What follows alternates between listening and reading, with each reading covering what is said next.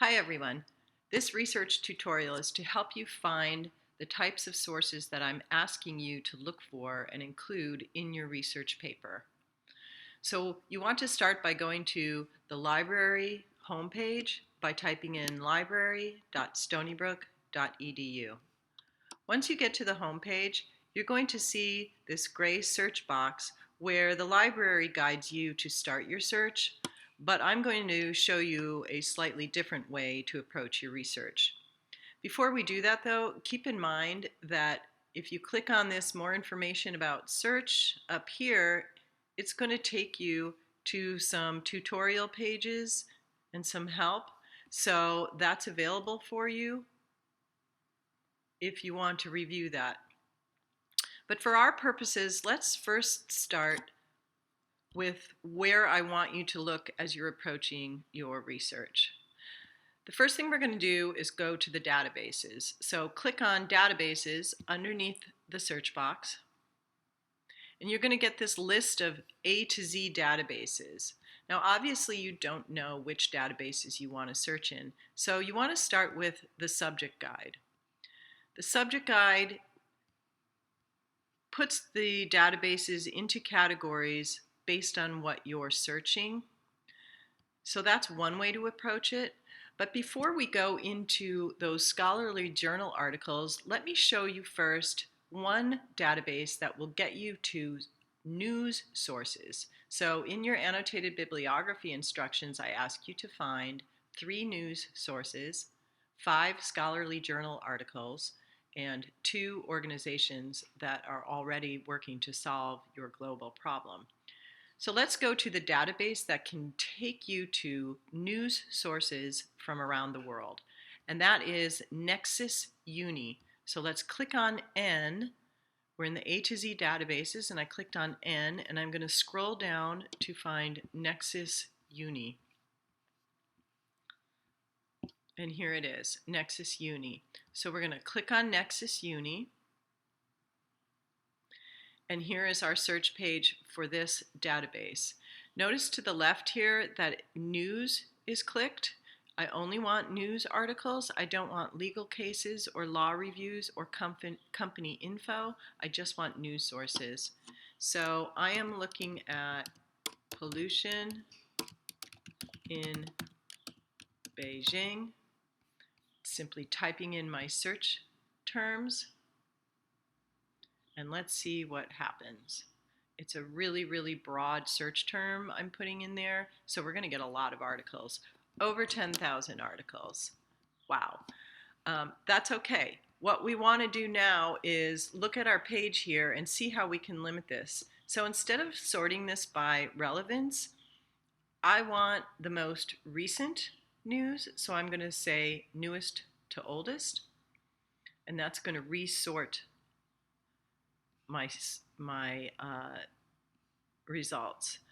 Now I'm also interested in only finding articles that are from a certain region or from certain newspapers. So you want to look to the left here, and you can see the rundown on how many papers have how many articles. Notice here that the New York Times is on this list. This is a really good place to start. It's the best newspaper in the United States where you can get English news. So the New York Times has 1,759 articles. The Washington Post is another one, but let's just click on the New York Times. If you want to use a Chinese newspaper or a newspaper from that has a different language, you can do that. I don't have any way to check whether you are translating properly or saying what it is saying, but if it's helpful to you to search in your own language and use those sources in some way, I think I could allow that. But try to get 3 that are in English from reputable newspapers. So now I've clicked on the New York Times, and I have it on date newest to oldest. And let's just see what an article looks like that we click on. The first thing I want to show you is that the title of the article will always come up here first. If it's an article that looks really good to you, the first thing you want to do is export your citation. It's very difficult to find and replicate these searches once you have one. So save your sources. When you export, make sure you click this on MLA because that's the citation style we're using, Modern Language Association. It puts your source in MLA citation format so you have it and you can make a copy of it and then paste it onto your annotated bibliography Google Doc where you have it saved.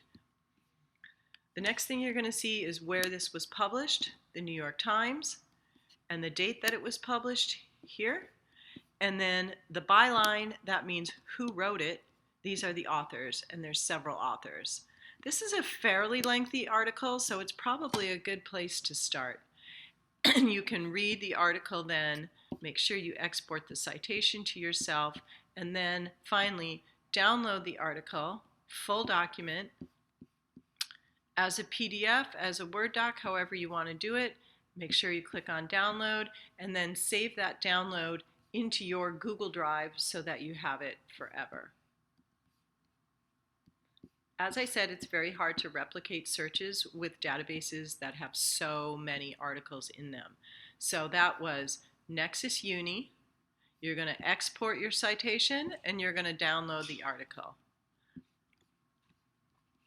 The next thing I want to show you is how you can find scholarly peer-reviewed articles, the second type of source that I'm asking you to find. So I'm going to back out of Nexus Uni. I'm actually going to go right back to the library homepage. And once again, we're going to go to databases. And I'm again going to go to subject guides. So this time I'm going to go to environmental and earth sciences. I think the last time I went into sustainability and environmental studies. Actually, I like that one better. So let's go into sustainability and environmental studies. And the databases that the librarian is recommending, again, Academic Search Complete. But there's also these other databases that are really more specific to sustainable studies and environmental studies.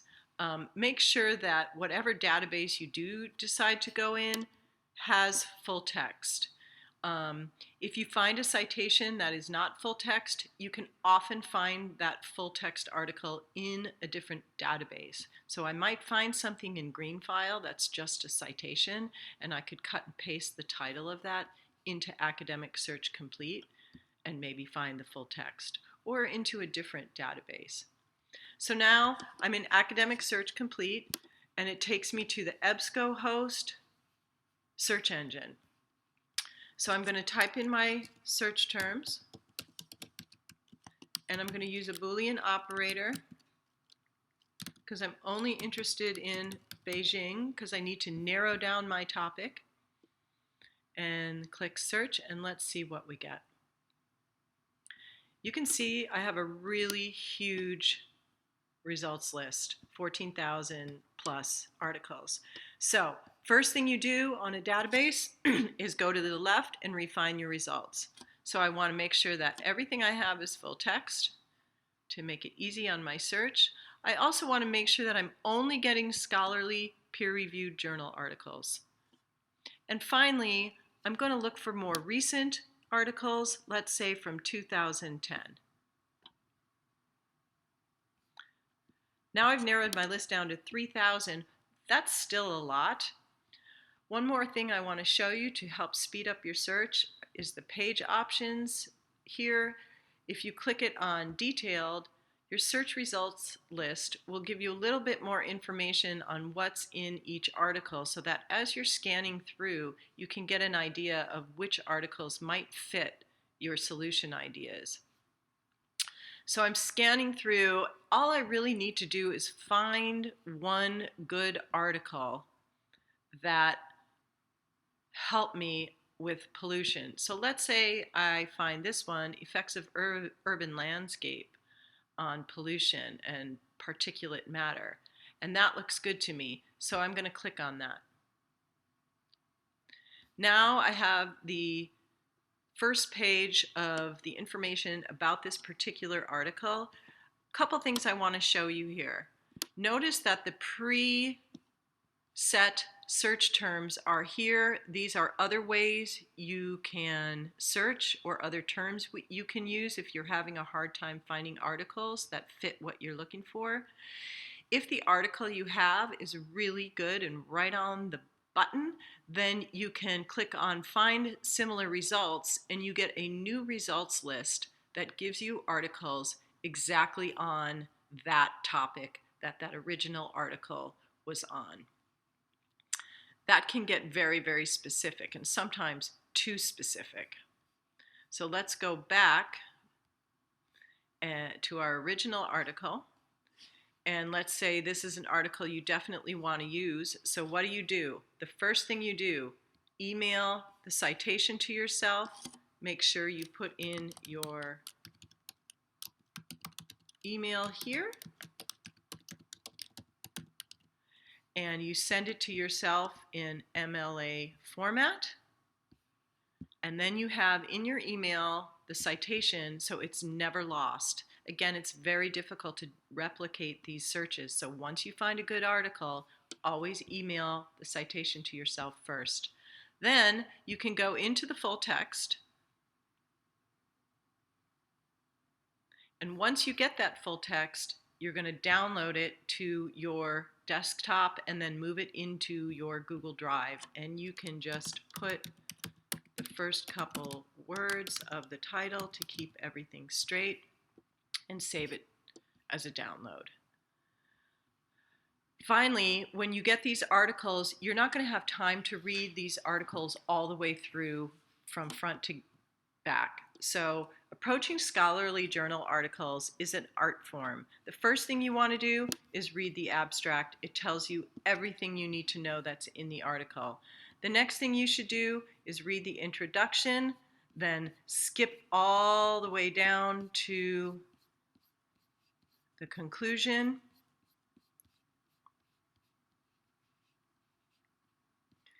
See what they say, and then you can even skim the other categories to see if there's any information there that might be good for your paper.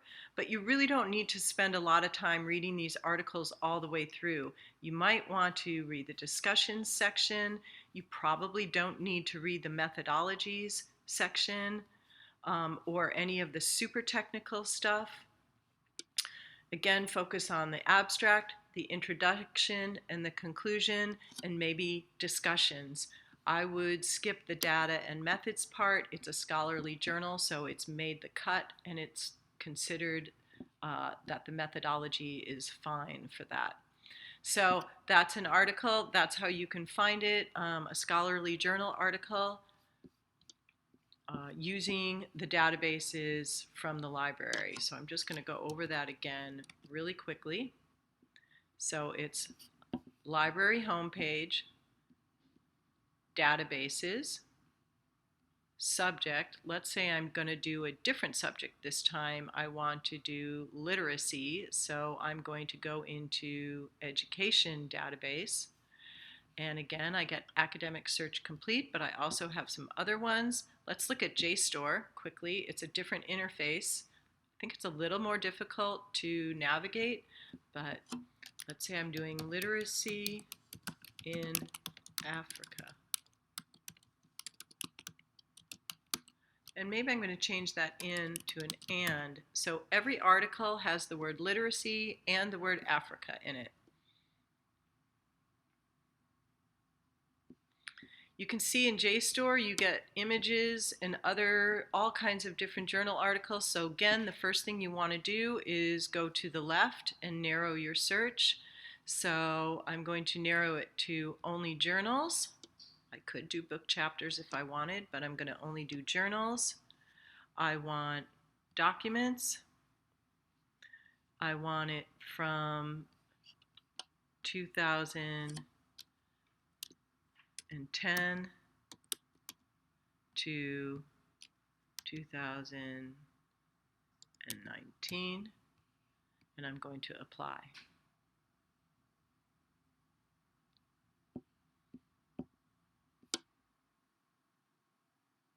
Okay, now I have a results list, a lot of results. So again, I want to see if I can narrow this by using the different tools that they give me.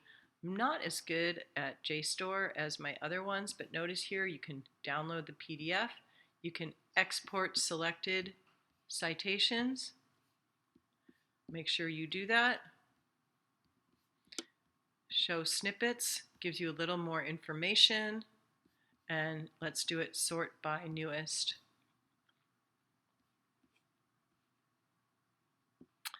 So I'm going to go through these quickly.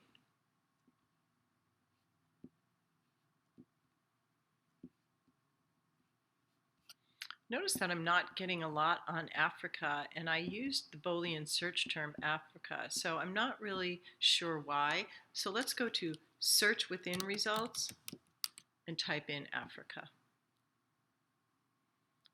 And let's see if that helps us. Again, I want to show snippets.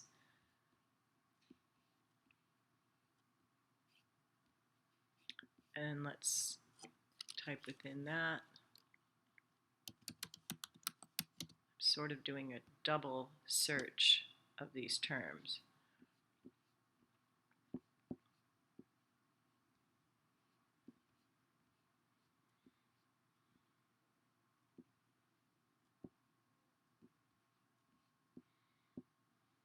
So you can see that this is a little more difficult to navigate than EBSCOhost. It might take a little bit more reading, and I would just say probably I'm not really liking this database for what I am searching for. So for me, I would just go straight back to Academic Search Complete and not use JSTOR because I'm just not finding what I want. So I already know I want Academic Search Complete, so I'm already in the A's. I'm just going to go right to it and then continue my search from there. Okay, so that was the search for the scholarly journal articles. Now I want to show you, finally I'm asking you to look for 2 organizations that are already working to solve your issue. And I think the best way to do that is just a simple Google search. So if I am doing literacy in Africa, I'm going to do a Google search on that and see what organizations come up. And you can see right off the bat, organizations are showing here, all these .orgs. United Nations pretty much has their foot into every global issue, so that is always a good place to start for one of your organizations to see what they're doing to solve the problem. So type on, definitely click on the UN sites and find out what's going on there. They're usually at the forefront of what's happening, and you can find some really good information using United Nations as one of your organizations. One of the things I want to warn you about, though, if you're using an organization that doesn't have a lot of information, so this one came up, Spruteen, I've never really heard of it. What do you do to find out if it's a good, reliable organization or source? Well, you need to look at the website and make sure you can figure out who's behind it and what they do. Are there names? Are they affiliated with universities? So I'm at the home page. I have a read our story. Let's look at that and see if we can find any names. I don't have any last names on this, so it's really difficult for me to see who is behind this. Let's see if I can find something else. Our mission doesn't say who is behind it here at all. The businesses affiliated with them. So I would say with this website, it's very difficult to find who is behind it. I don't see any names. It's out of the Netherlands, but there's no names. So I have no way of verifying that this is any kind of legitimate organization. This is not an organization that I would use for a scholarly research paper. I would stick to ones where you can verify that they are reputable, that they are affiliated with a university or with a well-known organization like the United Nations or other government or non-governmental organization. So scrutinize those organizations' websites well before you do that.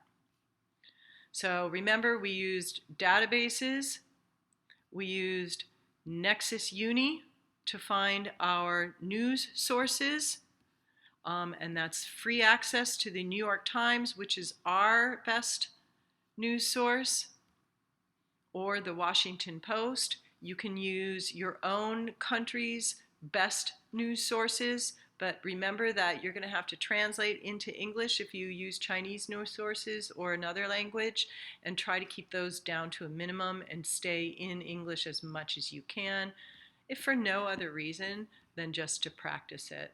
So Nexus Uni. Then we also looked at the subject guides as a way to narrow down which databases might be good, and we ended up then doing a search in Academic Search Complete, which almost all topics are covered, but there's a host of other ones, so make sure you use that subject guide to help you narrow your search. Finally, if you're really having a lot of problems, use the Ask Us button.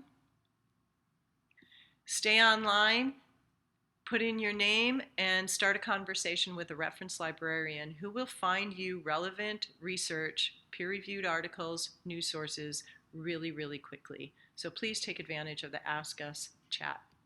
And email me with any questions that you might have.